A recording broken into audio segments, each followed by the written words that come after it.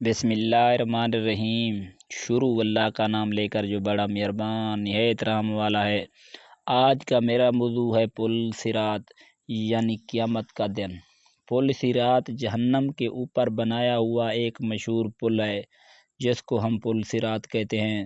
اس پل میں ہم سب گزریں گے۔ یہ پل صراط بال سے باریک تلوار سے تیز ہے، جس کے بارے میں نبی کریم صلی اللہ علیہ وسلم نے فرمایا ہے، مومن جہنم میں چھٹکارا پائے گا۔ جنت اور جہنم کے درمیان ایک پل ہوگا، آدمیوں کو اس پل صراط میں گزرنا ہوگا۔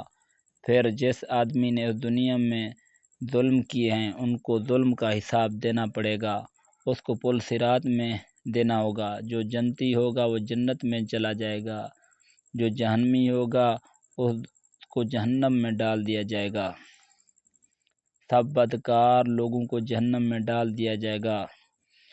کچھ لوگ پل صراط میں ہوا کی طرح گزر جائیں گے، کچھ لوگ سواریوں میں گزر جائیں گے، کچھ لوگ بجلی کی طرح گزر جائیں گے، کچھ لوگ پیدل چل کر گزر جائیں گے، کچھ لوگ روشنی کی طرح گزر جائیں گے۔ گناہ گار اور منافق لوگ اس میں پھسل کر جہنم میں گر جائیں گے۔